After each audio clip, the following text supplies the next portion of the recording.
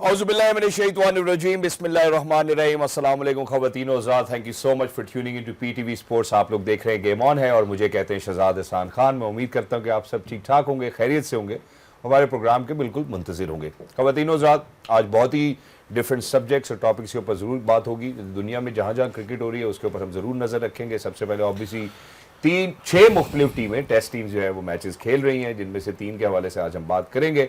लाजमी 3 test matches जो कि अभी अभी इख्तिताम पजीर हुए हैं, कुछ मैचेस अभी चल भी रहे हैं, उसके हवाले से बात होगी। So may it be England versus India, may it be Australia versus West Indies, may it be South Africa versus Zimbabwe. Not just that, Pakistan का स्क्वाड जो है वो बांग्लादेश टूर के लिए अनाउंस हो चुका है। उसमें कुछ डायरेक्ट फ्लाइट्स लैंड हुई हैं, कुछ कनेक्टिंग फ्लाइट्स लैंड हुई है, उसके ऊपर भी बात करेंगे। फिर बाबर आजम के हवाले से एक गुफ्तगू चल रही है, उसके ऊपर भी ज़रूर तबसरा करेंगे। और भी बहुत सारी ऐसी बातें हैं जो मेरा ख्याल है कि हम अपने एक्सपर्ट से ज़रूर पूछना चाहते हैं, और हमारे जितने भी देखने वाले नाजरीन हैं मुंतज़िर होंगे कि हमारे एक्सपर्ट्स का क्या कहना। सबसे पहले मैं तारुफ कराना चाहता हूँ अपने मौजूद मेहमान का, जो हमारे साथ पीटीवी स्पोर्ट्स स्टूडियोज इस्लामाबाद में मौजूद हैं। सबसे पहले वो शख्सियत ख़वातीन व जिनको हम आज दिन तक सेलिब्रेट कर रहे हैं अल्हम्दुलिल्लाह, और करते रहेंगे आने वाले वक्त तक। Alhamdulillah, she happens to be the only women cricketer from Pakistan who's been inducted in the ICC Hall of Fame. Not just that, won 2 gold medals, ladies and gentlemen, leading the team through and making sure that she's going to be a trailblazer for all of those women aspiring cricketers or sports athletes who are out there who actually want to be just like her. Ladies and gentlemen, साबिक कप्तान Pakistan cricket team, ये है madam सना मीर। अस्सलाम वालेकुम, कैसी हैं आप? वालेकुम अस्सलाम, बिल्कुल ठीक ठाक। Thank you so much for joining us, wonderful to have you over here. और उन्हीं के साथ साथ मेरे बहुत ही मोअज़्ज़िज़ दोस्त भी हैं, मोअज़्ज़िज़ इंसान भी हैं, और बहुत ही अच्छे क्रिकेट एक्सपर्ट भी हैं। दुनिया में कहीं पाकिस्तान की टीम्स फुटबॉल के लिए जा रही हूँ, क्रिकेट के लिए जा रही हूँ, ये हमेशा आपको उनके साथ ही नजर आएंगे। Is a cricket expert and an analyst. Ladies and gentleman, he is mister Mohammad Awais. अस्सलाम वालेकुम Awais, thank you so much for joining us. How are you? वालेकुम सलाम, कैसे हैं आप? ठीक हैं, अल्लाह का शुक्र। आज खुश लग रहे हैं आप? अल्हम्दुलिल्लाह, मैं रोज खुश होता हूँ, शुक्र अल्हम्दुलिल्लाह। हर जो नया दिन होता है ना अवैस भाई, आज ज्यादा खुश लग आपके रहे हैं। पास अपॉर्चुनिटी होती है कि आप उसको रीराइट करें। जो हो सकता है आप कल नहीं तब्दील कर सके, आज तब्दील करें। आज ज्यादा खुशी आपकी लग थैंक रही यू है। So much, thank you so much. मुझे पता है आप किस तरफ जाना चाह रहे हैं, लेकिन सबसे पहले जो है वो हम टेस्ट मैचेस के हवाले से बात करना चाहते हैं। बहुत सारी दुनिया में इस वक्त जो है वो टेस्ट मैचेस चल रहे हैं, 6 टीम्स जिनका मैं अभी तस्करा कर चुका हूँ। मैं पहले आपकी ओपिनियन लेना चाहता हूँ कि जब आप देख रही हैं टेस्ट क्रिकेट, जैसे हमने पहले भी बात की थी, शुएब भाई ने एक मैच के हवाले से बोला कि यार इतने रन हो रहे हैं, फिर दूसरी तरफ हम जब वेस्ट इंडीज़ की तरफ बढ़े, हमने कहा यहाँ तो बिल्कुल रन नहीं हो रहे। आपका क्या कहना है? How do you see test cricket all over? देखिए, ओवरऑल अच्छी चीज़ यही है कि एटलीस्ट टेस्ट क्रिकेट हो रही है। जब हम एक टाइम आया था कि बहुत सी डिफरेंट चीज़ें करनी पड़ी टेस्ट क्रिकेट को दोबारा से पॉपुलर करने की। आपको याद है, नाम लिखने शुरू कर दिए थे शर्ट्स के पीछे, हैंडल, ट्विटर हैंडल, तो इस तरह की चीज़ें भी लानी शुरू की कि वापस जो यंगस्टर्स हैं वो टेस्ट क्रिकेट की तरफ आएँ।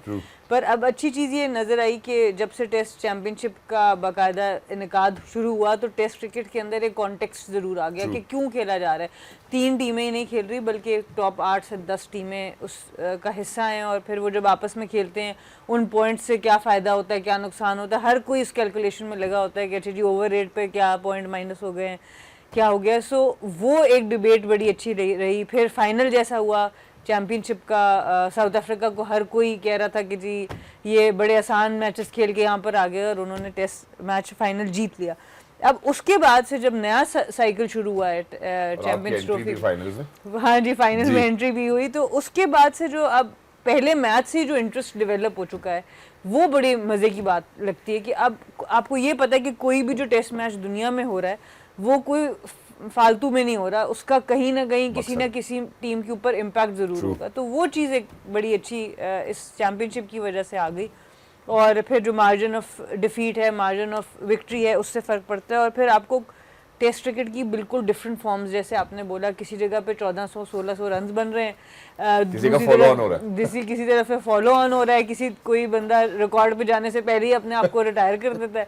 तो बहुत मज़े की इंटरेस्टिंग स्टोरीज है, और आपको बार बार सोचना पड़ता है कि अब कि आज के हालात में कौन सी चीज़ ठीक रास्ते पे है, कौन सी नहीं है। तो मज़े की ओवरऑल एग्जैक्टली। और मैं जो अभी आपने बात की इसके ऊपर हम ज़रूर आज तस्करा करेंगे, आप लोगों का तबसरा भी उस पर सुनना चाहते हैं, आपके फैंस बाहर इंतजार करें। मैं ज़रा Awais, test cricket in the world, all over the globe, test championship cycle, it's on. How do you see it? ये एक अच्छी बात है। अगर मैं ऐसा फास्ट बॉलर की बात करूं तो 2 टेस्ट मैचेस फास्ट बॉलर्स आपको डोमिनेट करते हुए नजर आए। तो वेस्ट इंडीज़ वाले में आप बात करें, वेस्ट इंडीज़ जो पेस बैटरी थी वर्सेस ऑस्ट्रेलिया पेस बैटरी, वो आपको नजर आया। स्टार्क हैं एक साइड से, आप शमार जोसेफ की बात करें। यहाँ पर अगर इंग्लैंड वाले टेस्ट मैच में देखें तो अभी तक जो आज जो टेस्ट मैच हुआ उसके अंदर इंडिया आपको ज्यादा डोमिनेट करता है। जो मैं आपसे बात कर रहा था, बड़ा एक मजे का वो बेसबॉल क्रिकेट वाला जो एक तबसरा चल रहा था जॉय रूट का वर्सेस सिराज का, तो वो डोमिनेशन आपको नजर आई। लेकिन थोड़ा सा अगर मैं दूसरे कॉन्टेक्स्ट में देखूं तो कुछ कंट्रीज हैं आज भी टेस्ट मैच को जिंदा रखे हुए, 4 मैचेस हैं, 5 टेस्ट मैच की सीरीज है। वहां पर अगर हम अपनी बात करें तो आज फिर भी स्टिल बहुत बड़ा एक गैप है, 2 टेस्ट मैच होते हैं, 3 होते हैं, उससे ज्यादा है नहीं। लेकिन एक अच्छी बात कि एटलीस्ट कुछ ना कुछ चल रहा है यहाँ पर। और जब ऐसे टेस्ट मैचेस होते हैं, खास करके जो इस वक्त इंग्लैंड और इंडिया का चल रहा है, जिस तरीके का वो कांटेदार मुकाबला, तो वो एक एक्साइटमेंट आपके अंदर लेके आता है, जो कि मैं स्टिल कहता हूं कि हमें शायद आज भी फिगर आउट करने की जरूरत है। जो हमारे एफटीपी जो साइकिल बनाते हैं इंटरनेशनल साइकिल में, कहीं ना एक टेस्ट क्रिकेट का जो एक एरा है, मुझे पता है 3 जो नेशंस है डोमिनेट जरूर करें टेस्ट सीरीज, टेस्ट को। इस वक्त ऑस्ट्रेलिया है, इंग्लैंड है, या अगर आप इंडिया की बात करें, लेकिन आपको वो चीज लेके आना पड़ेगा। वेरस अगर आप बात करें दूसरे टेस्ट मैचेस की, तो मेरा थोड़ा मुख्तलिफ था मोल्डर वाले मामले पे, कि मोल्डर का अभी उस मामले पे हम आएंगे, अभी हौसला क्योंकि बहुत से लोग पूछ रहे हैं यार, होना चाहिए था। उस पे हम डिटेल से जरूर डिस्कस करेंगे। लेकिन चूंकि अभी आपने इंडिया वर्सेस इंग्लैंड की बात की, तो सना, इंडिया का एक तगड़ा comeback, and honestly when we look at the Shubman Gill, making sure that he is going to stand tall for his team, knowing that that he's a young captain who's taken over the test cap, and then he's out there making sure कि वो जितने score कर सकते हैं वो करें। तो मैं सबसे पहले तो ज़रूरी है कि हम ज़रा एक रिवीजन दे दें कि दूसरे टेस्ट मैच में इंडिया वर्सेस इंग्लैंड में क्या हुआ था और क्या नहीं हुआ था। Obviously India batting first, Shubman Gill 269, what a phenomenal batter he turned out to be in this test series, and then coming down for England, I think it was Jamie Smith and Harry Brook. Then again Shubman Gill के हवाले से हम बात करेंगे, 161 run इन्होंने बनाए। England की जहां आपने बात की, ऑब्वियसली बॉलिंग के हवाले से नहीं नजर आता, बॉलिंग से शायद स्ट्रगल करते हुए जरूर नजर आते हैं, but Akashdeep in the final innings obviously did wonderful job. अब सना, शुभमन गिल की कप्तानी और इंडिया का डोमिनेट करना against the way that English cricketers play, बहुत आई थिंक एक पॉजिटिव, बहुत बड़ा पॉजिटिव मिला है, क्योंकि पहला टेस्ट जिस तरह से हुआ, एक ये चीज़ बहुत ज़्यादा नज़र आई कि बुमराह के बगैर बहुत सारा एक डिपेंडेंसी नज़र आ रही थी जसप्रीत बुमराह के ऊपर। जब ऑस्ट्रेलिया में, आपको याद होगा, जब इंडिया ने पहला मैच बुमराह की कप्तानी में जीता था पहला टेस्ट, और उसके बाद वो इंजर्ड हुए और उसके बाद वो नहीं जीत पाए, तो एक नैरेटिव सा बन गया था कि बुमराह के बगैर इनका बॉलिंग लाइनअप जो है वो कुछ भी नहीं है और बड़ा प्रॉब्लम है। पर आकाशदीप ने जिस तरीके से जो बॉलिंग की है इस टेस्ट मैच में, obviously Shubman Gill leading from the front, young captain, under pressure, Bumrah भी नहीं है उस मैच के अंदर, और वहाँ पर आके वो मैच विनिंग स्कोर करते हैं, 230 रन कर जाते हैं 2 इनिंग्स के अंदर। ये कोई छोटी बात नहीं है। ठीक है, बैटिंग विकेट्स हैं, ठीक है, इंग्लैंड की बॉलिंग उस तरह की नहीं है जो एक ज़माने में होती थी। Test results with and without Bumrah. So, with 46 tests, without 27, 120, 19, 22, 5, 5, 3, so 43% and 70%. That's different. बिल्कुल, आई थिंक यही तो मजा है स्टार्ट्स का। जब हम बात करते हैं स्टार्ट्स के, विदाउट बुमराह जो है स्टार्ट्स बता रहे हैं कि 70% विदाउट जो है वो जीत जाते हैं, तो फिर मेरे ख्याल से बुमराह को इनको रेस्ट ज्यादा कराना चाहिए स्टार्ट के मुताबिक तो। लेकिन वही बात है कि शायद कभी कभी ऐसा होता है कि जब आप इस तरह के बड़े प्लेयर हो जाते हैं तो बाकी टीम का ज़रा ज़्यादा एक्सपेक्टेशन आपकी तरफ हो जाती है, और दूसरी टीम की भी प्लानिंग मुख्तलिफ हो जाती है दूसरे बॉलर्स के ऊपर। एक ये भी बड़ा मज़े का फिनोमेना है कि अगर आप कुछ बॉलर्स ऐसे होते हैं जब आप उनके ऊपर अटैक करने जाते हैं तो वो ज़्यादा ख़तरनाक हो जाते हैं, और कुछ बॉलर्स ऐसे होते हैं कि जिनको आप अगर अटैक नहीं करते तो वो तब बहुत ज़्यादा ख़तरनाक हो जाते हैं। तो जब भी कोई बड़ा बॉलर किसी बॉलिंग यूनिट का हिस्सा बनता है तो बाकी बॉलर्स का रोल बड़ा डिफरेंट हो जाता है, और जो दूसरी टीम उनको अप्रोच करती है वो भी डिफरेंट हो जाता है। तो वो बड़ा इंटरेस्टिंग होगा इस स्टार्ट के साथ देखना कि फिर बाकी बॉलर्स के ऊपर अटैक कितना ज़्यादा दूसरे बैटर्स ने किया है। तो उस लिहाज से अगर देखा जाए, आप ओवरऑल अगर आप देखें तो बहुत ही आउटस्टैंडिंग शुभमन गिल की तरफ से as a captain, as a young captain ये परफॉर्मेंस थी कि पहले इनिंग्स में 269, फिर दूसरी इनिंग्स में 161, और मैच आपने ले ही लिया। और ऐसा मैच था जो सीरीज को, जिसके ऊपर ये डिबेट शुरू हो गई थी कि ये ड्रॉ की तरफ जा रहा है। अच्छा, इसमें एक और मजेदार, जो अभी हमने जैसे बुमराह की बात की या स्टैट हम डिस्कस कर रहे थे, एक और स्टैट आपको याद हो हमने पहले डिस्कस किया था कि एजबैस्टन जहाँ पे ये मैच हुआ था वहाँ इंडिया कभी टेस्ट मैच जीता ही नहीं था। तो आई थिंक जो 9 हारे हैं वो फिर वो एक ड्रॉ हुआ, और उसके बाद शुभमन गिल का कप्तानी, तो चलो एक हम प्रेशर की बात हम करते हैं कि उसके ऊपर वो प्रेशर ज़रूर रहा, और आपने ये पॉइंट भी रेज किया था कि स्केड्यूल इंग्लैंड ने कितना अच्छा उन्होंने मैनेज किया कि उन्होंने दूसरा टेस्ट मैच वहां पे रखा। तो Awais Shubman Gill under the pressure first of all as a skipper, पहला टेस्ट मैच आप हार जाते हैं और फिर आप सबसे ज्यादा रन बना जाते हैं। या 25 साल की एज है और उसके अंदर जाके आप डबल सेंचुरी भी स्कोर करें, फिर उस स्टेज के ऊपर जाके आप टेस्ट मैच जीते हैं जहां पर अगर आप थोड़ा सा बीसीसीआई को लेके बैठे हैं तो इंडिया में आपको पता है कि क्रिकेट की अगर आप बात करें, व्यूअरशिप की बात करें या जो पीछे मामला होते हैं वो इधर से बहुत ज़्यादा हैं। मुझे याद है जिस वक्त बुमराह को कप्तान बनाया गया था, आपको याद हो कि किसी ने भरोसा नहीं किया था ऐसा फास्ट बॉलर वो लीड करेंगे और वो जितवा के देंगे आपको, उसने वो काम किया।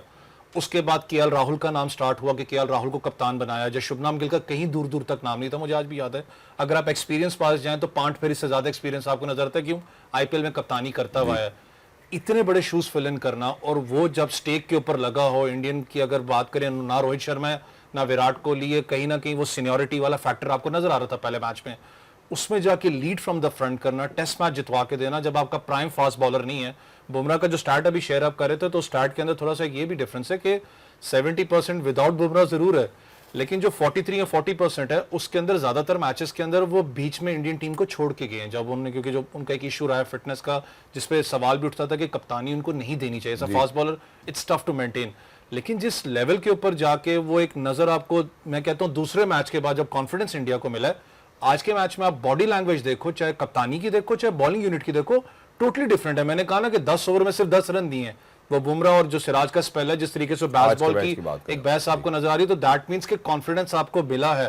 बैकअप बड़ा इंपॉर्टेंट होता है, जो आपका डग आउट पीछे बैठा हुआ है वो किस तरीके से आपके नेक कप्तान को बैकअप करता है। एक प्रेशर जब तक दिमाग से नहीं उसके निकालोगे कि यार तुम लीड कर रहे हो कंट्री को, वी आर बैकिंग यू, जो भी रिजल्ट है, लेकिन आप कप्तान हो, लीड करो फ्रॉम द फ्रंट, ये करना पड़ता है। ऐसा यंग कप्तान की बात कर रहा हूं, अगर उसके दिमाग में 5-6 चीजें चल रही होंगी, पता नहीं इसके बाद जगह बननी है नहीं बननी, पता नहीं क्या होना नहीं होना, वो नहीं देगा 100%। उसने आज परफॉर्म करके आपको दिया है।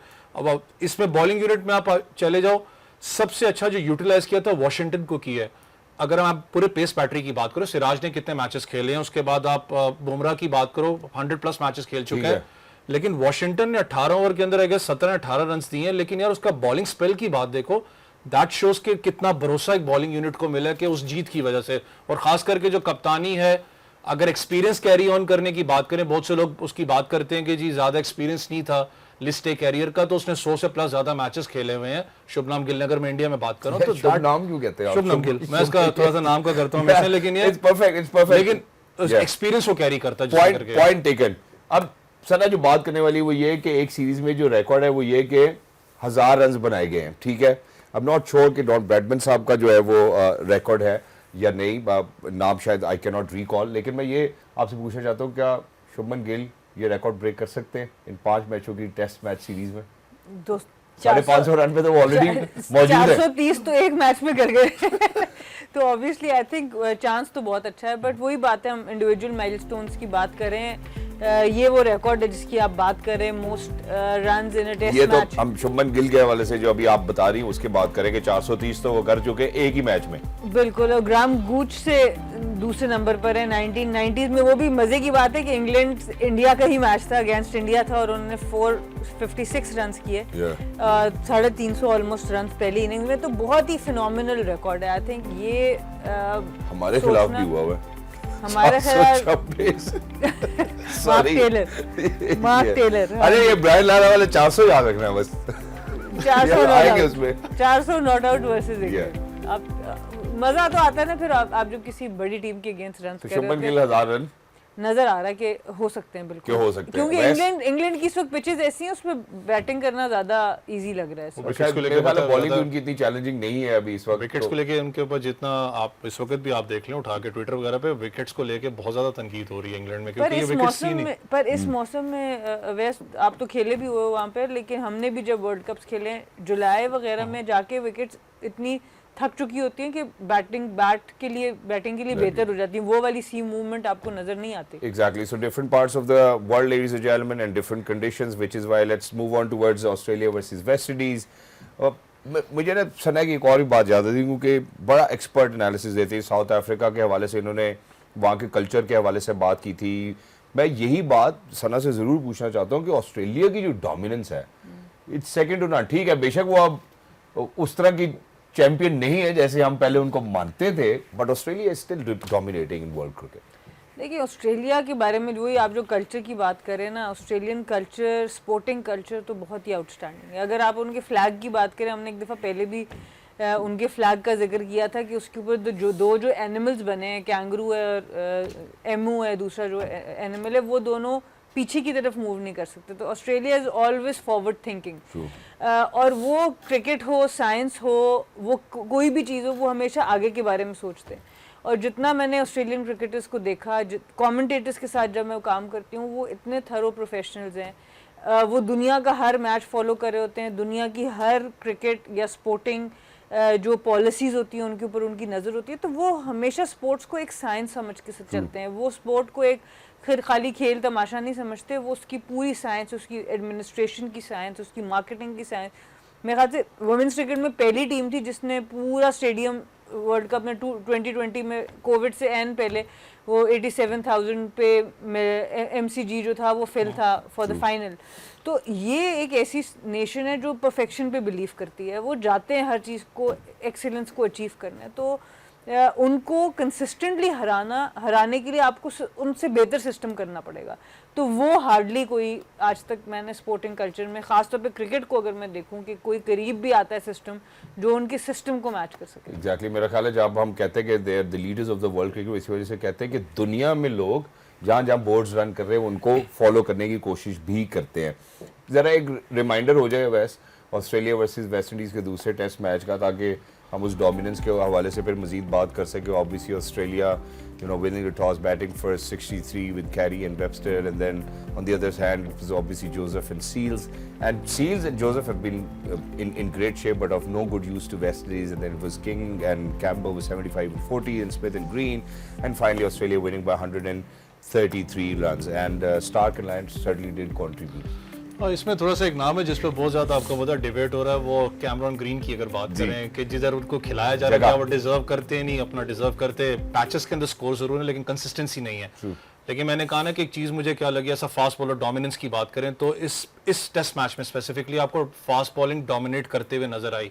वो जो एक आपको याद हो वेस्ट इंडीज ने एक हिस्ट्री फिर बनाई थी, इस्माइल जोसेफ का जो एक्सपेल था, वो फिर आपको नजर आया कि यार वो ईगर एक चीज आपको नजर आती है कि जिस तरीके से वो एक्सपेल निकालते हैं। यहाँ पर आपको नजर आता है कि पेस बैटरी है, लेकिन थोड़ा सा वेस्ट इंडीज का वही कल्चर है कि अगर आप अभी भी टीम इनकी उठा के देख लें, बेशक किंग को ले लें, थोड़े कुछ और बैट्समैन लें, तो स्टेबिलिटी है, लेकिन ज्यादा मोड ऑफ जो क्रिकेट है वो ज्यादा T20 क्रिकेट है। वहां पर एज सच टेस्ट क्रिकेट आपको पता है बिल्कुल ही डेड फेसेस के ऊपर आप चली गई। Wickets as such fast bowlers के लिए सपोर्टिव नहीं है, लो बाउंस आपका रहता है। लेकिन मिचेल स्टार्क की बात करें, ऑस्ट्रेलियंस की बात करें, तो वो एक प्रेजेंस ऑफ माइंड आपको नजर आता है कि वो टीम में अंडर 19 कैटेगरी में कुछ मैचेस खेले हुए हैं। उनका प्लेयर अगर अंडर 19 लेवल का भी आता है, वो इतना साइकोलॉजिकली स्ट्रांग होता है कि चाहे आपको लिटरली आखिरी ओवर के अंदर आप विनिंग कैपेबिलिटी पे चले जाएं, वो इतनी आसानी से मैच नहीं जाने देगा। लेकिन मजे की बात होती है कि वो दिमाग से खेलता है आपकी। उसके पेस बैटरी की बात करो, अगर पूरी दुनिया के पेसेस की बात करें तो ज्यादा मजा आता है ऑस्ट्रेलियन पेसेस को देखते हुए, खास करके अंडर 19 की बात करूं, बहुत कुछ सीखने को मिलता था। वो आपके माइंडसेट से इतना ज्यादा खेलता है, इतना प्रेशराइज करेगा आपको, फील्ड का भी ऊपर लेगा, फील्ड का भी ओपन करेगा, हजार चीजें आपको मुंह पे कहेगा जो आप यहाँ नहीं कह सकते। वो एक माइंडसेट के साथ आपके वो साइकोलॉजिकली खेलते हैं। इस टेस्ट मैच के अंदर भी आपको नजर आया था। मिचेल स्टार्क के गेस ऑलमोस्ट 100 टेस्ट मैचेस तो खेलने वाले हैं। It's one of the milestones. I was about to ask this यार, कि मतलब हमारे यहाँ जब हम पेस बैटरी की बात करते हैं या हम बात करते हैं खिलाड़ियों की, तो हमारा कितना टेन्योर होता है? 40 टेस्ट मैच होंगे शायद, या 35 टेस्ट मैच होंगे। उनका फिटनेस का आप लेवल चेक करें कि आप you close to 100 test matches, and that's the way that you bowling, आप खेल भी रहे हैं, आपकी प्रेजेंस ऑफ माइंड भी है। How do they maintain their fitness that they get to play 100 test matches? Again Shahzad, मैं वही बात करूंगी आपसे कि एक तो जो क्वालिटी ऑफ मेडिकल असिस्टेंस उनके पास है। जब मैंने फेब्रिक खेला, एक लीग क्रिकेट खेली, वहाँ पर ऑस्ट्रेलियन फिजियोस के साथ हमारा इंटरेक्शन बहुत हुआ था, क्योंकि वो ऑस्ट्रेलियन ऑर्गेनाइजर्स थे ज़्यादातर उस लीग के। तो उनका जो इंजरी की प्रिवेंशन और इंजरी की ट्रीटमेंट थी, वो मैंने पूरी लाइफ में नहीं देखी थी, बहुत ही आउटस्टैंडिंग। एक तो वो चीज़ है। दूसरा वही नंबर ऑफ मैचेस की बात करें, हमारा बंदा बेचारा 10 साल खेल के 40 टेस्ट मैच खेलता है, उनका जो प्लेयर है वो 5 सालों में 40 टेस्ट मैच खेल जाता है। तो उससे बहुत ज़्यादा नंबर ऑफ टेस्ट मैचेस से फ़र्क पड़ता है। फिर आपकी रोटेशन पॉलिसी, फिर आपके दूसरे जो बॉलर्स की फिटनेस है वो अगर अच्छी है तो आपके ऊपर लोड नहीं आता है। इधर हम देखते हैं एक बॉलर बेचारा एक एंड से शुरू होता है, वही कराई जाता है। तो ये बहुत सी चीज़ें वही बात है कि एक होलिस्टिक जब आप तक उस सिस्टम का हिस्सा नहीं बनते, और मेडिकल जो एडवांसमेंट है वो ऑस्ट्रेलिया की नेक्स्ट लेवल है। उनकी जो साइंस, जो जिस तरह की टेपिंग, एक छोटी छोटी जो आपकी टेक्निक्स हैं, टेपिंग टेक्निक है या मैनिपुलेशन है, वो सब कुछ उनको इतनी नेक्स्ट लेवल पर है कि उनकी एक ट्रीटमेंट और हम लोगों के 10 ट्रीटमेंट एक तरफ है। Exactly, thank you so much for saying that as well. मैं एक छोटे से वक्फे की तरफ बढ़ने जा रहा हूँ, but the other day I came across this very amazing video where they actually created a fake hamstring with the tape, you know, so I think that's where they are, that's the level that they have maintained as well. हम जरा एक छोटे से वक्फे पे जाना चाह रहे हैं, और जब हम वापस आएंगे द $1 million क्वेश्चन कि क्या ब्रायन लारा का रिकॉर्ड तोड़ देना चाहिए था, नहीं तोड़ देना चाहिए था। क्रिकेट फ्रेटर्निटी की तरफ से बड़े डिफरेंट मिक्स्ड रिस्पॉन्सेज आ रहे हैं। हमारे एक्सपर्ट्स का क्या कहना है, हमारा क्या कहना है, will talk about this ladies and gentleman after a short break. Don't go anywhere, will be right back. Game on है। ख़वातीन और हज़रात, वेलकम बैक। प्रोग्राम के पहले हिस्से में हमने तस्करा किया England versus India, Australia versus West Indies, और अब जो है वो $1 million क्वेश्चन जिसका मैंने अंदिया भी दिया था वक्फे की जानिब बढ़ने से पहले। लेकिन सबसे पहले जो बात है वो obviously south Africa versus Zimbabwe के हवाले से हम करना चाहते हैं। ज़रा एक रीविज़िट मैं अपने सारे जितने भी हमारे मौजिज़ देखने वाले हैं उनको ज़रूर कराना चाहता हूँ। साउथ अफ्रीका बल्लेबाजी पे आते हैं, इनके स्टैंड कैप्टन आते हैं लॉर्ड बवूमा, बैठे घर पे देख रहे होंगे आराम से कि ये क्या हो रहा है। होल्डर बनाते हैं 367 रन 334 गेंदों के ऊपर, और फिर उसके बाद वो दोबारा बल्लेबाजी के लिए साउथ अफ्रीका की टीम नहीं आती, डिक्लेयर कर देते हैं। जिम्बाब्वे फॉलो ऑन की तरफ चले जाता है and South Africa won by an innings and 236 run. तो Sana, records are meant to be broken, यहाँ से शुरू कर। बिल्कुल, आई थिंक पहले तो यही बात है कि वियान मुल्डर का मैंने एक इंटरव्यू किया था जब ये इधर आए हुए थे सीरीज़ में, तो जिस तरह वो अपने आप को कैरी करते हैं ना ऑफ द फील्ड, जो उनका तरीका था बात करने का ऑफ द फील्ड, ओवरऑल जिस तरह से वो कैरी कर रहे थे, मुझे उस वक्त भी ये फीलिंग आई कि एक बहुत स्पेशल इंसान है। क्योंकि वो हम अपने ज़बान में तो कहते हैं ना बादब बानसीब, वो वाली जो चीज़ होती है कि वो लिटरली इतनी रिस्पेक्ट, और जिस तरीके से जब आप थोड़ी सी भी बात करते हैं ना आपको समझ आती है कि एक इंसान किस तरह का है, तो वो बहुत ही ज़बरदस्त मुझे सॉलिड किस्म के लगे। और साउथ अफ्रीका की अच्छी चीज़ है बवूमा के अंदर, हम बवूमा को एज ए लीडर वो क्रेडिट देते नहीं हैं, पर बवूमा की ओवरऑल लीडरशिप की बात यह कि उन्होंने जब फाइनल मैच में मार्करम के ऊपर बात हो रही थी, मार्करम ने जो 100 किया उस पर कहते बड़े अरसे से ये अंडर द रेडार थे, बट हम स्टैट्स पे नहीं जाते, हम कैरेक्टर पे जाते हैं। तो जब मुल्डर की बात आप करें तो मुल्डर और कॉर्बन बॉश ये दो एक ऐसे ऑलराउंडर्स हैं जिनमें से बहुत आसानी से एक को बाहर बैठा देते हमारे सेटअप में खेल रहे होते, और जब बवूमा और एडन मार्करम होते तो दोनों में से एक ही सिलेक्ट होते।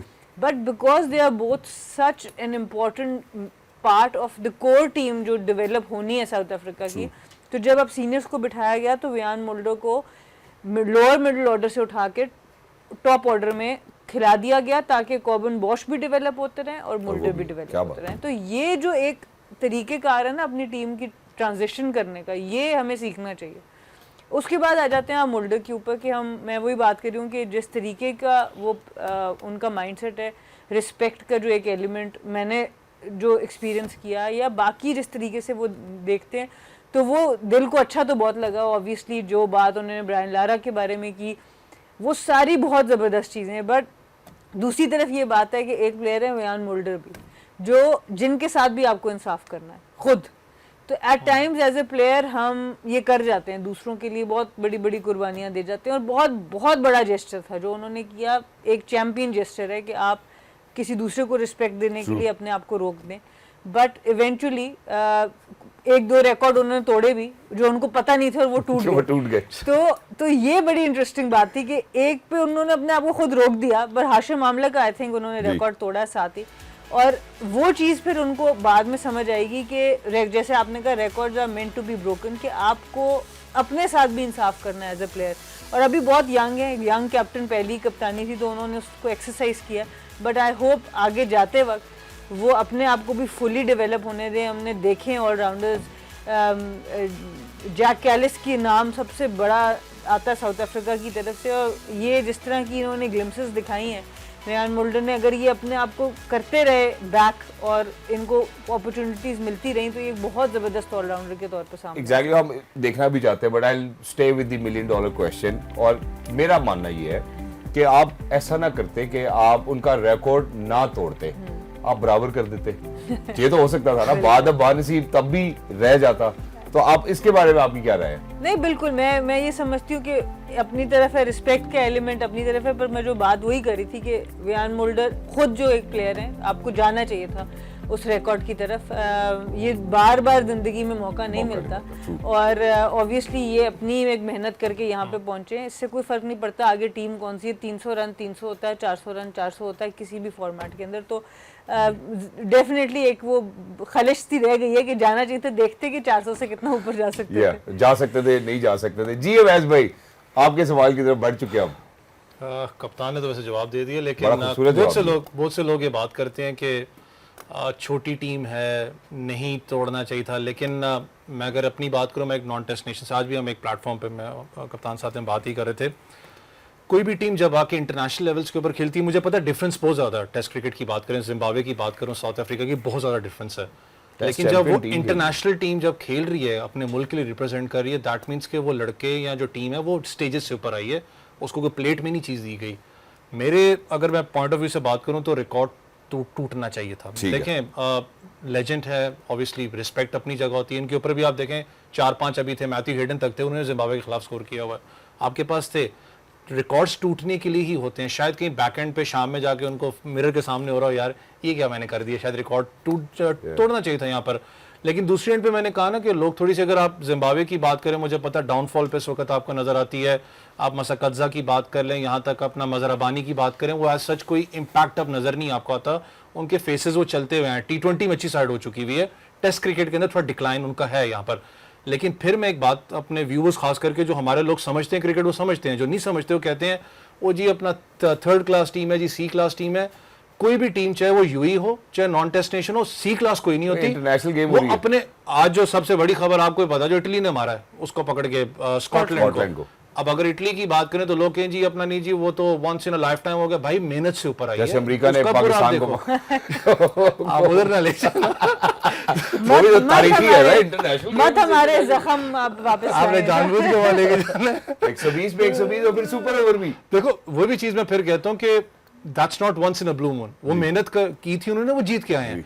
यहाँ पर भी आपको देखना होगा कि वो ग्राइंड अपने आप को करते रहे हैं, 300 प्लस स्कोर भी किया, वो जैसे कप्तान कह रही हैं कि बहुत से रिकॉर्ड्स उन्होंने अपने नाम भी किए। लेकिन आई पर्सनली फील सो कि रिकॉर्ड्स बनते हैं, और ये रिकॉर्ड्स ये नहीं होते कि जी जिम्बाब्वे के खिलाफ किया, रिकॉर्ड्स का नाम होता है कि यार उसने 400 किया। बट वैसे it will always vary from a player to player, from an individual to individual. जो कप्तान ने बात की, हर किसी का अपना तरीका जरूर हो सकता है। मैं इसमें एक और एलिमेंट डिस्कस करना चाहता हूँ, क्योंकि देखिए हमेशा ये बहस जरूर होती, कप्तान आपसे भी मैं इस पर राय जरूर लेना चाहूंगा कि जी जब बात करते हैं कि जी हमारे 90s के क्रिकेटर्स जी बड़े तबाकुन थे और स्टार थे और क्या थे, तो हमेशा ये बात होती है कि यार उस टाइम किस तरह की क्रिकेट खेली जा रही थी, उस टाइम के बैटर्स किस तरह के बॉलर्स को फेस करते थे। अब जब हम एनालिसिस की बात करते हैं तो एक और चीज़ जो हमें अपने सामने रखनी है वो ये रखनी है कि हम पाकिस्तान में बैठ के एनालिसिस कर रहे हैं और हमारा एक माइंडसेट है और हम फाइन ट्यून हो चुके हैं उस माइंडसेट को। क्यों वसीम अकरम से ज़्यादा टेस्ट विकेट शायद अभी पाकिस्तान में नहीं हुई, इसके ऊपर ये भी बात की जाती है कि जी इतना मौका ही नहीं दिया जाता खिलाड़ियों को कि सीनियर खिलाड़ियों का रिकॉर्ड टूट भी सके। क्या आपको लगता है कि हम उस माइंडसेट के साथ फाइन ट्यून हो चुके हैं कि यार जगह ही नहीं मिलती, इतना मौका ही नहीं मिलता कि आप पिछलों का रिकॉर्ड तोड़ सकें, इसमें बहुत सारी क्या सराइयां भी होती हैं। What do you have to say about this? देखिए हमारे एक तो कमजोरी है एज ए नेशन कि हम एक्सक्यूजेस तो बहुत देते हैं, तो वो चीज़ तो हम लोगों को दूर करनी पड़ेगी। पर जो बात अवैस कर रहा है ना, उसमें बहुत ज़्यादा गहराई इसलिए भी है कि आप ये देखिए, आप कभी भी दो एरास को कंपेयर नहीं कर सकते। अब विराट कोहली अपनी सेंचुरीज बनाने से नहीं रुकेगा कि मैं तेंदुलकर से ज़्यादा ना बना लूँ, बट इसका ये मतलब नहीं अगर उनकी सेंचुरीज तेंदुलकर से ज़्यादा हैं तो वो उनसे बहुत बड़े प्लेयर होंगे या बहुत छोटे। आपकी फील्ड रिस्ट्रिक्शंस बदल गई, आपका एक एक्स्ट्रा फील्डर अंदर आ गया, आपके ग्राउंड की जो बाउंड्री साइज थी वो कम हो गई, आपके 2 बॉल्स क्रिकेट में आ गए, तो आप एरास को कभी भी कंपेयर नहीं कर सकते। इसी तरीके से वियान मोल्डर अगर 400 कर भी देंगे जिम्बाब्वे के अगेंस्ट, तो ऐसा नहीं है कि वो ब्रायन लारा से बड़े बैटर बन जाएंगे। तो वो obviously he is a young captain, he is someone who जिसको गेम की रिस्पेक्ट बहुत है, और वो उनका तरीक़ेकार है सोचने का जो बिल्कुल ठीक है, वो अपने हिसाब से सही सोच रहे हैं।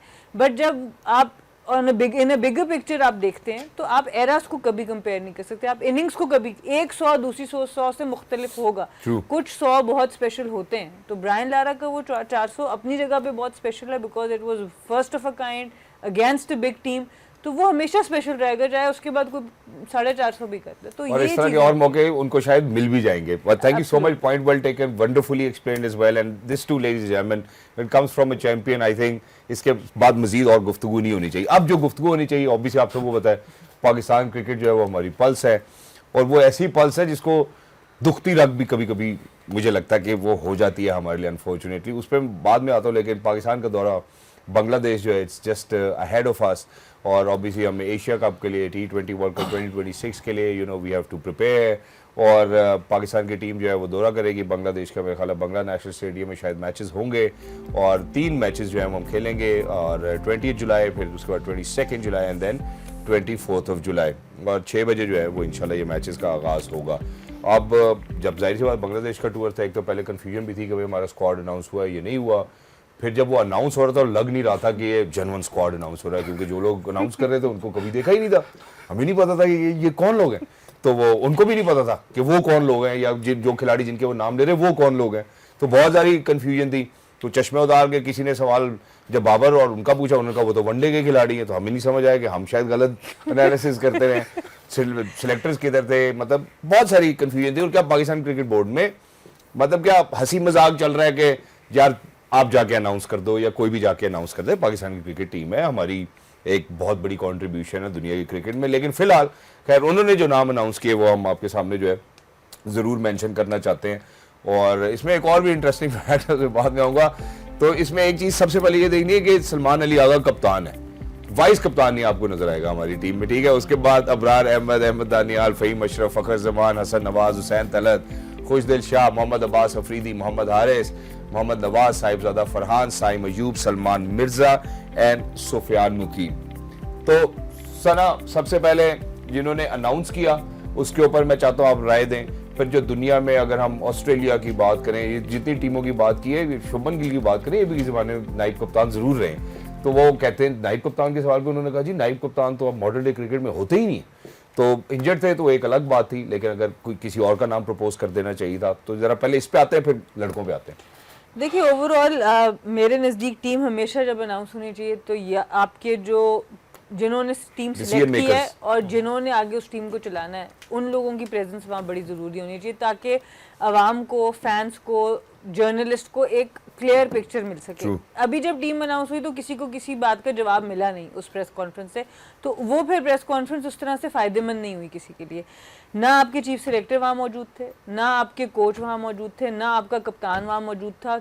एटलीस्ट इन तीनों में से किसी एक की प्रेजेंस वहाँ पे ज़रूरी थी, और वो एक्सप्लेन करते कि हमने ये फैसला किया तो हमने क्यों किया, हमने इसको अगर अभी नहीं रखा तो क्यों नहीं रखा, इसको हम लेकर आए हैं तो क्यों लेके आए। ये वो सवाल होते हैं जो हम समझना चाह रहे होते हैं कि टीम का थिंक टैंक का माइंडसेट क्या है। सो वो जवाब आपको मिला नहीं, तो वो जो प्रेस कॉन्फ्रेंस के नाम पर आपने एक चीज़ वहाँ पे अरेंज की, उसका मकसद ख़त्म हो जाता है जब आपको वो जवाब मिलता नहीं। सो वहाँ से थोड़ी सी एक ऐसी फीलिंग आती है कि शायद सीरियसनेस नहीं है, या उस चीज़ की वो समझ नहीं है जो होनी चाहिए। ठीक है, हर बंदे की अपनी एक पोजीशन होती है, हर मीडिया डायरेक्टर का अपना एक काम है, जो आपके चीफ सिलेक्टर है उनका अपना ये काम है, पर सिलेक्शन से रिलेटेड जो चीज़ है वहाँ पर इन तीनों पोजीशंस में से चीफ सिलेक्टर या कोई और सिलेक्टर या कोच और कप्तान, इनमें से किसी एक की प्रेजेंस वहाँ ज़रूरी थी, क्योंकि अभी तक बहुत से सवाल हैं जो हम सब समझ रहे हैं, सोच रहे हैं, अपनी तरफ से सोच रहे हैं कि ये चीज़ ऐसी क्यों हो गई और ऐसी क्यों नहीं हुई। तो आई थिंक वो क्लैरिटी नहीं मिली उस प्रेस कॉन्फ्रेंस में। इसके बाद मजीद और क्या बोल सकते हैं। चले मेरा ख्याल है सब्जेक्ट को थोड़ा सा आगे लेकर बढ़ते हैं। तो अवैस सबसे पहले जो बात मैं करना चाहता हूँ, जहाँ पे मैंने पहले शुरू में तस्करा किया था कि कुछ कनेक्टिंग फ्लाइट्स लैंड हो रही हैं, कुछ डायरेक्ट फ्लाइट्स भी लैंड हो रही है। So inclusion of Mohammad Nawaz, Ahmed Daniyal, Salman Mirza, exclusion of Naseem Shah, Wasim Junior, Hasan Ali, what's happening?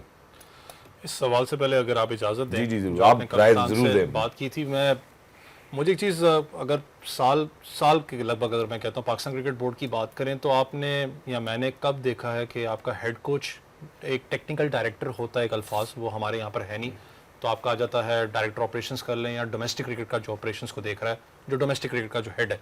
कब आपने देखा होगा साथ बैठ के उन्होंने प्रेस कॉन्फ्रेंस की हो? मैं कुछ नाम नहीं कोट करना चाहूँगा, बहुत सी जगहों पे आपको पता सोशल मीडिया ट्विटर पे अब चल रहे हैं कि हमारे पास सेलेक्टर होते देखें, आपने अगर पीएसएल के ड्राफ्ट में दोबारा जाना है तो फिर आपकी मर्जी, आप नाम लेना चाहे ले लें। नहीं मैं नहीं ये आपने अब ले लें। ये आपने मेरे साथ बाहर बैठ लिया। वैसे एक तो हो चुका हूँ हमारी टीम से जी। नहीं, अगर थोड़ा सा बात करें तो चले वसीम भाई की बात करता हूँ। वसीम भाई का नाम बहुत ज्यादा आजकल फिर वापस स्टार्ट हुआ है कि जी एक होते थे सिलेक्टर हमारे पास, लैपटॉप खोल के सारा प्रॉपर ब्रीफ करते थे कि लड़का क्यों ड्रॉप हुआ है, इसकी रिसेंटली परफॉर्मेंसेस क्या थी। जब तक मैंने खुद काम नहीं किया, मैं ऑन अ सीरियस नोट, जब तक मैंने खुद काम नहीं किया मैं खुद डाउट करता था यार आखिर है क्या। जब वसीम भाई के साथ काम किया तो मुझे समझ आई कि यार हाँ ये चीजें हैं, पीछे बैक एंड पे है, किसने क्या स्कोर किया है, कौन सी विकेट पे स्कोर किया है। जब आप मैनेजमेंट रोल के अंदर होते हो, जो मैं करता रहा हूं, मुझे आइडिया है कि मुझे पता होता है कि भाई जब प्रेस कॉन्फ्रेंस हो रही है, टीम सिलेक्शन की बात हो रही है, आपका हेड कोच कैप्टन की इतनी ज्यादा जरूरत उस वक्त नहीं होती, वो प्रेस ब्रीफ के अंदर होती है। आपका जो डोमेस्टिक क्रिकेट को जो हेड कर है, जिसके पास पूरा प्लंदा पड़ा हुआ है कि परफॉर्मेंसेस क्या है, उसका बैठना हुआ लाजमी होता है ताकि वो सवाल जवाब का जवाब दे सके। ये चीज आपकी मिसिंग फैक्टर आपको बहुत अरसे से नजर आ रही है, वो नहीं होते। कभी जुनेद आ जाते हैं वो कुछ और बात करते हैं, कभी डोमेस्टिक वाले आते हैं वो कुछ और बात करते हैं। आई डोंट नो कि आखिर खिचड़ी क्या पक रही है। अगर इस स्क्वाड की बात करें, जो आपने पैराशूटर्स की बात की, पाकिस्तान के प्लेयर्स हैं, मैं आज भी उस चीज पे कायम हूं कि यार आपने बैकअप करना, अगर आप नए फ्रेश माइंड के साथ जा रहे हो, लड़कों को बैकअप करो। थोड़े से मैचेस हैं, आपने 3-4 चीजें हैं, आपने 8वीं पोजीशन से सुपर 6 के अंदर आना, आपने ओलंपिक्स के लिए क्वालिफाई करना है, बहुत सी चीजें चल रही हैं, फिर आपने एशिया कप खेलना है, वर्ल्ड कप खेलना है, उसके लिए करना है, बैकअप प्लेयर्स हैं जी। लेकिन कुछ प्लेयर्स जैसे हुसैन तलत की अगर बात करें, मेरी टीम का खुद भी वो हिस्सा रहे हैं, बलोचिस्तान के लिए खेलते रहे, फर्स्ट क्लास के अंदर परफॉर्मेंस आपको नजर आती है, सारे मामला हैं। लेकिन अगर हालिया परफॉर्मेंसेस देखूं, चाहे पेशावर ज़ल्मी के लिए बड़ी की पोजीशन पे खेल रहे थे, उनकी एज सच कोई आपको इंप्रेसिव परफॉर्मेंस नजर नहीं आती। 4 डे क्रिकेट के अंदर भी एज सच इंप्रेसिव नजर नहीं आती। आपने जाके एशिया कप है चाहे वर्ल्ड कप की चलें बात करूं, वो खेलना है स्लो विकेट्स के ऊपर। हुसैन तलत की अगर बात करूं तो आई डोंट थिंक सो कि उनकी इतनी ज्यादा यूटिलाइजेशन हो सकती है एज एन ऑलराउंडर। आपके पास ऑलराउंडर्स बहुत थे, आमिर जमाल तो चले, एक लेटेस्ट एंट्री आपके पास नजर आती है ना। इससे पीछे आप चले जाएं, आमिर यामीन को किसने खत्म किया? पाकिस्तान क्रिकेट बोर्ड ने खुद खत्म किया। वन ऑफ द टॉप आपके पास एक ऑलराउंडर जेन्युइन बन रहा था जी। उसके बाद अमाद भट्ट था, आप एक T20 मैच के लिए इंग्लैंड लेके गए, उसके बाद दुबई वापस आए, आपने उसको ड्रॉप कर दिया विदाउट एनी रीजन। आपने खुद लड़के तबाह किए, या तो बेचारे मुल्क छोड़ के बाहर चले गए। ठीक हो गया। अब ऑलराउंडर्स की बात की, मैं उस पर बाद में आऊंगा। 4 ऑलराउंडर हम खिला भी रहे, उस पर बाद में बात करते हैं। जो सवाल है वो ये कि इंक्लूजन किस बेसिस पे हो रही है और एक्सक्लूजन किस बेसिस पे हो रही है? यार इंक्लूजन मैंने कहा ना, पैराशूटर्स हैं कुछ। चले अगर एक की बात करूं, दानियाल की, with due respect, he is a good prospect, pace है, सारा कुछ है। T20 खेले एक मैं वही कह रहा हूं, अगर आप थोड़ा सा बैकएंड पे चले जाओ, इतने ज्यादा कोई T20 मैचेस है नहीं। डोमेस्टिक में उनका थोड़ा सा इंजरी प्रोन आपको पता है एक मामला रहा है। लेकिन मैं फिर कहूंगा कि आपने बांग्लादेश और चले अगर आप पाकिस्तान विकेट्स की बात करते हैं, दानियाल के अगर आप इस वक्त स्पेल्स भी निकाल के देख लें, वो ज्यादा बैंग करते हैं क्योंकि पेस अच्छी है with short pitch deliveries, variations बहुत कम है। मैं बड़ा हैरान था जिस वक्त अली रजा का नाम नहीं आता, जो पेशावर ज़ल्मी के पेस बॉलर है, उन्होंने इधर परफॉर्म करके PSL के अंदर दिया, सियालकोट रीजन को जितवा के दिया, एक डोमेस्टिक क्रिकेट का एक्सपीरियंस भी है, फिर उसकी बॉल बड़ी अच्छी अंदर निप होती है।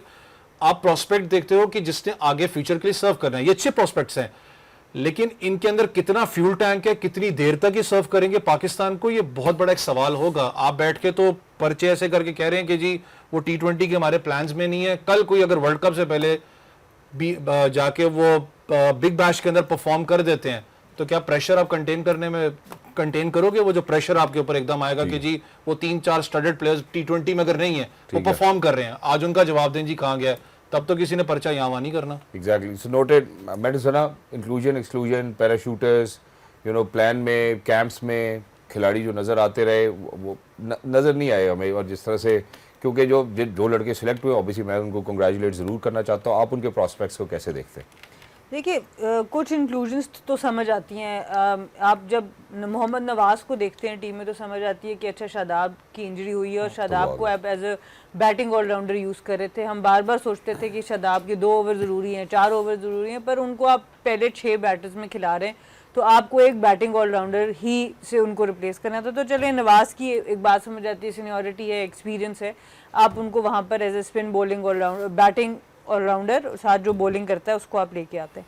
जो बात हम कर रहे हैं हुसैन तलत की, आपको ज़्यादा समझ नहीं आती, आप फ़हीम अशरफ को भी कितना खिला पाएंगे जब थोड़ी सी स्लो विकेट्स होंगी। बांग्लादेश में भी उसी तरह की विकेट्स होंगी जो हम बाद में वर्ल्ड कप का सोच रहे होंगे श्रीलंका में जब विकेट्स पे हम जाएंगे। जो मसला आ रहा है ना, देखें शहजाद, ग्रूमिंग का जब हम बात करते हैं, हम अभी टेस्ट क्रिकेट के ऊपर भी जिक्र जब कर रहे थे कि हमारे प्लेयर्स ज़्यादा लंबा नहीं खेल पा रहे। आप पहले के ज़माने के क्रिकेटर्स देखें ना, एक तो वो खुद पढ़े लिखे बैकग्राउंड से आते थे, उनके अंदर कुछ अवेयरनेस थी। दूसरा, उस टाइम पे काउंटी कल्चर के अंदर भी एक कल्चर था ग्रूमिंग का, वो प्लेयर्स को बनाने पे प्राइड फील करते थे। आज जब आप लीग क्रिकेट से देखते हैं, लीग क्रिकेट सिर्फ लेती है प्लेयर्स, उनको होता है इससे परफॉर्मेंस लो और ये जाएं। उधर ग्रूमिंग का इतना एस्पेक्ट नहीं है। शाहनवाज धानी कहाँ गया, एहसानुल्लाह कहाँ गया, कहाँ चले गए? आप ओवरऑल हम ग्रूम नहीं कर पा रहे प्लेयर्स को। आप फेम मिलता है, उनको हैंडल करना नहीं आता, उनको समझ नहीं आती कि हमने इस पैसे का, इस पॉपुलैरिटी का क्या करना है। वो ग्रूमिंग के एस्पेक्ट जब तक नहीं होगा, आप विराट कोहली को अगर आप, मैं फिर मिसाल में जा रही हूँ कि उन्होंने मैट्रिक किया है, बट उसके बाद जो ग्रूमिंग की है, वह पढ़ाई एक अपनी जगह, तरबियत एक अपनी जगह है। हम उस जगह पर आ ही नहीं रहे, जिसकी वजह से हम सुपरस्टार्स, मेगा सुपरस्टार्स प्रोड्यूस नहीं कर पा रहे। शोएब भाई हमारे साथ यहाँ मैं अभी यही कहने लगा था। शोएब भाई, उनको आप देखें कि ऑफ द फील्ड उनकी जो ग्रूमिंग है, जो बातचीत है, जब वो मसल्स की बात करेंगे या साइंस की, हर चीज़ को, बाजिद भाई को आप जिसको भी आप देखें, उनको खाली क्रिकेट की समझ नहीं, उनको दुनिया की भी समझ है, पॉलिटिक्स की भी समझ है, बाकी इकोनॉमिक्स की भी समझ है। तो हमें इस तरीके से अपने प्लेयर्स को डेवलप करना है, जो कि अगर आप पिछले 10-15 सालों में देख लें, बहुत कम ऐसे प्लेयर्स आए हैं कि हम समझ सकते हैं। तो ये जब आप इस मिक्स को भी देखते हैं और चेंजेस को भी देखते हैं, हम इतनी फ्रीक्वेंट चेंजेस कर रहे हैं कि हम कुछ डेवलप नहीं कर पा रहे। 2 साल के बाद फिर हमें वापस जाना पड़ता है सीनियर प्लेयर्स की तरफ, जो हमने पिछले वर्ल्ड कप में भी देखा कि जिनको थोड़ी समझ है, जिनको थोड़ी अवेयरनेस है, हम वापस फिर उनकी तरफ चले जाते हैं। तो अनलेस हम उसके ऊपर आएंगे, प्लेयर्स को थोड़ा टाइम देंगे, उनको थोड़ा सा बैक करेंगे, उनको सपोर्ट। अब कैमरून ग्रीन की बात हम कर रहे थे, नहीं परफॉर्म कर रहे, पर लगा हुआ ऑस्ट्रेलिया उनको बैक करने पे। तो वही बात है जो बाजिद भाई भी बात करते हैं कि टीम में आना भी मुश्किल होना चाहिए, निकलना भी मुश्किल होना चाहिए। हमारा आना भी बड़ा आसान हुआ है और निकलना भी बड़ा आसान हुआ है। शहजाद भाई, अगर जिस वक्त आप प्लेयर्स की बात करते हैं, पाकिस्तान में जब आप बांग्लादेश के खिलाफ खेले तो अच्छी बात है, मैंने कहा ना कि कॉन्फिडेंस मिला लड़कों को, स्ट्राइक रेट को आपने 200 टच भी किया। आपने भी बांग्लादेश में खेला, बांग्लादेश और श्रीलंका का आपको पता भी टेस्ट मैच था, श्रीलंका तो जीत चुका है, लेकिन वहां पर टर्निंग ट्रैक है, वहां पर आसान नहीं है। मैं ओपनर्स के बात कहूंगा, जो आपका रियल टेस्ट है T20 के अंदर, आपका मिडिल ऑर्डर बैट्समैन आपको जितवा के देता है। अल्लाह करे टच करें, लेकिन 170-180 टच करना स्ट्राइक रेट नहीं आसान। हम उस दिन भी ये बात कर रहे थे कि जो पाकिस्तान क्रिकेट बोर्ड के, ठीक है, जो प्रेस कॉन्फ्रेंस की वो अपनी जगह है, लेकिन जो बैक एंड पे बैठे हुए हैं, आपकी क्रिकेट लाइजॉनिंग बहुत अच्छी है श्रीलंका के साथ। एटलीस्ट वर्ल्ड कप से पहले यार एक सीरीज तो फुल फ्लेज करो ना श्रीलंका के अंदर, ताकि आपके पास एक टेस्टिमोनियल पड़ो कि यार लड़कों ने परफॉर्म की जगह कैसे किया है। क्योंकि ये बांग्लादेश सीरीज, बांग्लादेश आपको पता है आसान नहीं होगा बांग्लादेश के अंदर, मुझे पता है अप्स एंड डाउन्स हैं, यूएई से हारा हुआ है, T20 स्क्वाड उनका डिस्टर्ब है, लेकिन फिर कह रहा हूँ स्पिनिंग ट्रैक के अंदर ये जो बैट्समैन है आपके, वो स्टेबिलिटी नहीं है इन्होंने, क्योंकि आपको स्ट्राइक रेट मेंटेन करके रखना है, वो टेस्ट होगा कहीं ना कहीं। इट्स बेस्ट कि अगर श्रीलंका सीरीज बीच में एग्जैक्टली, और मेरे ख्याल है इसीलिए मोहम्मद नवाज का इंक्लूजन है, सुफियान मुकीम का भी इंक्लूजन है। और यही बात आज सुबह में मैडम सना ने भी की थी, जब हमने वुमेन्स क्रिकेट टीम के वाले से बात की कि उनकी कुछ सीरीज होनी चाहिए वर्ल्ड कप से पहले। मैं एक छोटे से वक्फे की जानिब बढ़ना चाहता हूँ, लेकिन जाने से पहले एक और अंदिया छोटा सा देता चला जाता हूँ, और वो ये कि उसी प्रेस कॉन्फ्रेंस के दौरान जब बाबर और रिजवान के वाले से सवाल हुआ तो उन्होंने चश्मा उतार के बड़े प्यार से कहा कि ये आप वनडे खिलाड़ियों की बात कर रहे हैं मेरे से, अगर भाई हम उनकी बात कर रहे हैं तो वो कैंप का हिस्सा क्यों है? क्या ये अननेसेसरी नहीं है उनके लिए कि वो फिर कैंप्स का हिस्सा हो जिसमें हार्ड हिटिंग सिखाई जा रही है? टेस्ट मैच में कराएंगे आप हार्ड हिटिंग, या आप वनडे में हार्ड हिटिंग कराना चाहते हैं? After short break, don't go anywhere, will be right back, game on है। Welcome back, thank you so much हमारे साथ जुड़े रहने के लिए, बहुत बहुत शुक्रिया। ब्रेक पे जाने से पहले जैसा कि मैंने तस्करा भी किया था कि जो सवाल मैं ज़रूर पूछना चाहता हूँ वो ये है कि अगर बाबर, शाहीन और रिजवान जो है वो T20 स्क्वाड का हिस्सा नहीं है तो वो कैंप का हिस्सा क्यों है? कि इसके पीछे क्या वजह है, क्या वजूहात हमारे स्किपर देखते हैं? मैं ज़रा स्किपर से पूछना चाहता हूँ ये बात। तो वो अब T20 स्क्वाड का हिस्सा तो नहीं, आपको याद होगा शोएब भाई यहाँ मौजूद थे, शाहीन के हवाले से सवाल पूछा, बाबर के हवाले से पूछा, उन्होंने कहा जी इनको तो खेलना चाहिए और होना भी चाहिए। स्क्वाड में तो नहीं है बांग्लादेश के अगेंस्ट, उनकी क्या मेंटालिटी हो सकती है, और अगर नहीं है तो फिर कैंप का हिस्सा क्यों है? देखिए जिस तरह जनरली, अब मुझे माइक हेसन का इंडिविजुअली तो नहीं पता, पर्सनली उनके साथ काम नहीं किया, बट जनरली जब मैंने फॉरेन कोचेस को काम करते देखा है तो उनकी एक अच्छी चीज़ मुझे ये नज़र आती है, वो किसी को राइट ऑफ नहीं करते। अगर वो इस वक्त समझ भी रहे हैं कि इस वक्त की जो ब्रांड ऑफ क्रिकेट में T20 में बाबर और रिजवान को वो नहीं इंक्लूड करे, तो वो उनको एक बेंचमार्क ज़रूर देंगे कि इस तरीके से हम चाहते हैं आप खेलें। अगर आप रिजवान की जितनी थोड़ी सी फुटेज मैंने देखी है उससे नज़र ये आता है कि ऑफ साइड को खोलने की बात हो रही है। ज़्यादातर मोहम्मद रिजवान की अगर आप बैटिंग देखें तो उनकी लेग साइड के ऊपर रन ज़्यादा करते हैं। तो जब आप उनके स्कोरिंग रन्स की बात करते हैं या बाउंड्रीज की बात करते हैं तो वो लेग साइड पे ज़्यादा आती हैं। अभी जितनी थोड़ा सी हमने क्लिप्स देखी उसमें नज़र ये आ रहा है मिड ऑफ के ऊपर से, कवर के ऊपर से जाने की बात हो रही है, और वो बहुत ज़रूरी है मोहम्मद रिजवान की गेम में, और वो फ़र्क ला सकता है कि आपका स्ट्राइक रेट 120 से 140 से 150 पे चला जाए। ये छोटी छोटी चीज़ें करनी पड़ती हैं, और अगर कोई कोच ये करवा पाया रिजवान और बाबर से, वो कॉन्फिडेंस लेवल और वो ट्रस्ट लेवल बन चुका, तो ये हमारी क्रिकेट के लिए बेहतरी की बात होगी कि हम उन लोगों से वो काम ले लें जो टेक्निकली सॉलिड हैं और जो कंसिस्टेंटली रन्स कर सकते हैं, अगर वो स्ट्राइक रेट तक पहुंच जाए। सो आई थिंक अगर ये थोड़ा सा रूम हम दे भी देते हैं, थोड़ा सा उनको रेस्ट दे के, मैच प्रेशर से ऑफ करा के, और उनकी स्किल के ऊपर काम करके, उनके माइंडसेट के ऊपर काम करके, क्योंकि क्रिकेट से एक बात हमें सीखने को ये मिलती है कि आप जितना भी सीखें कम है। आप कितने भी ग्रेट प्लेयर बन जाएं, there is something else to learn.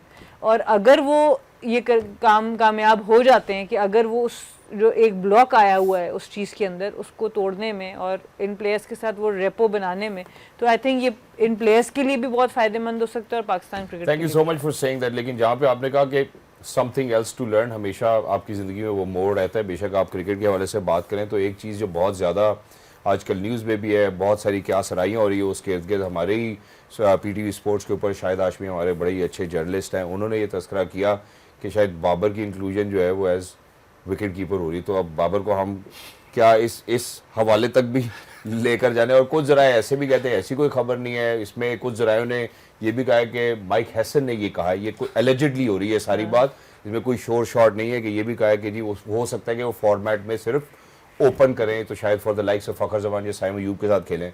तो अब हम बाबर आजम को देखिए शायद हाशमी साहब जनरली बड़ी उनकी सॉलिड जो खबर होती है वो होती है, बट ये मुझे कोई ये बात समझ नहीं आ रही कि बाबर ने, मैंने उनको कभी ऐसा विकेट कीपिंग करते देखा नहीं। अगर किसी ने कभी ऑन एंड ऑफ की भी हो तो समझ आती है। Wicket keeping in it self is a big skill. हमने साहबजादा फरहान को देखा जो कि करते भी रहे, बट जब उनको रेगुलरली कराने, जब बहुत रेगुलर नहीं कर रहे थे और करनी पड़ी तो उस तरह की रिजल्ट्स नहीं निकले। तो ये एक ऐसी स्किल लेवल है कि स्पेशलिस्ट स्किल है विकेट कीपिंग, तो ये इतना आसान होता नहीं है। और स्पेशली जब हम श्रीलंका में वर्ल्ड कप की बात करते हैं जहां बॉल टर्न भी करेगा, स्लो भी होगा, वेरिएशंस भी आएंगी, तो मेरा ख्याल है कि ऐसी कोई बात नहीं है। जी तो फिर वैस भाई आपको क्या कहना है? क्योंकि मैं इसमें एक रेफरेंस भी दे देता हूँ कि इंडिया ने देखिए राहुल द्रविड़ के साथ भी एक्सपेरिमेंट किया था, कि राहुल के साथ भी किया था, तो आप जबरदस्ती एक्सपेरिमेंट ना करवाएं। नहीं मैं तो पूछ रहा हूँ आपसे, मैं तो सिर्फ मासूमाना सवाल है। ये मासूमाना तो नहीं है, उन क्या सराइयों के इर्द गिर्द जो कि चल रही है ये सब एलिजिडली हो रहा है यार। मैं भी पढ़ भी रहा था, ऑब्वियसली अभी तो ऑफिशियल स्टेटमेंट तो नहीं मैं कह सकता कि अपना माइक ने कहा है कि जी एज सच तो कोई बात नहीं थी, मैंने तो एज सच कोई बात नहीं की। हाँ अगर वो पाकिस्तान T20 साइड में आना चाहते हैं, जो आपने बात की है कि आपके पास ओपन के अंदर साइम अयूब हैं या आपके पास साहिबजादा फरहान है, फ़खर जमान, ऑब्वियसली आपको फिर उसको कम्पीट करना पड़ेगा, और अच्छी बात होती है जब कंपटीशन ज़्यादा होता है। मेरी हमेशा एक स्ट्रॉन्ग बिलीव ये रहा है कि जब तक आपकी प्लेइंग 11 स्ट्रॉन्ग नहीं होती, जब तक आपकी बेंच लाइनअप और बैकअप टीम स्ट्रॉन्ग नहीं होती, क्योंकि एक जेन में चीज़ होती है, टसल होती है कि यार मेरे पीछे 3-4 लड़के बैठे हुए हैं, मैंने परफॉर्म करके अपनी फिटनेस को मेंटेन करके रखना है। स्किल डेवलपमेंट कैंप मैं थोड़ा सा इससे इख्तलाफ इसलिए करता हूँ कि स्किल डेवलपमेंट आपका हमेशा डेवलप होता है अंडर 17 अंडर 19 कैटेगरी के अंदर। जब आप प्रोफेशनल क्रिकेटर्स बन जाते हो उसको एनहांस कर सकते हो, डेवलप नहीं कर सकते आप। ठीक है, उसको आप करने जाओगे डेवलप, शायद वो उस चीज को खराब कर दे। हाँ शॉर्ट रेंज हमारे तो कैंप का नाम ही स्किल एनहांसमेंट है, स्किल डेवलपमेंट थोड़ी है। वो स्किल एनहांसमेंट है या डेवलपमेंट, आपको पता कुछ समझ में नहीं आती बाद में क्या होता है इस चीज के बारे में। क्योंकि अब्दुल रज़ाक जिस तरीके से ऑब्वियसली अपने टाइम के बहुत बड़े अपना जनरल ऑलराउंडर रहे हैं, लेकिन रिजवान को वो सिखा रहे हैं, मुझे नहीं पता वो क्या सिखाना चाह रहे हैं। लेकिन जैसे कप्तान ने बात की, रेंज की बात कर लें, या आप कोशिश करते हो कि आप बॉल की जो एवरेज रेंज है उसको आप ओपन करते हो, चाहे वो बाबर हैं चाहे रिजवान है, शाहीन आपको बैटिंग करते हुए नजर आ रहे हैं इसके अंदर। तो अच्छी चीज़ है कि एटलीस्ट किसी ना किसी प्लेयर्स को कहीं ना कहीं आप यूटिलाइज करें, क्योंकि टेस्टिंग फेस आपका वेस्ट इंडीज सीरीज है जहां पर ये प्लेयर्स ने वापस आना ऑलमोस्ट है। ठीक है, इसी के साथ ऐड भी कर देता हूँ because बहुत कम वक्त बचा है। शायद हाशमी साहब ने एक और भी बात की थी कि शाहीन से भी ये कहा गया कि आप एक प्रेफर्ड फॉर्मेट को चुन लें। मेरे ख्याल से काफ़ी फॉर्मेट तो वो चुन ही चुके हैं, टेस्ट क्रिकेट में वो इतना नज़र आ नहीं नहीं रहे, आते।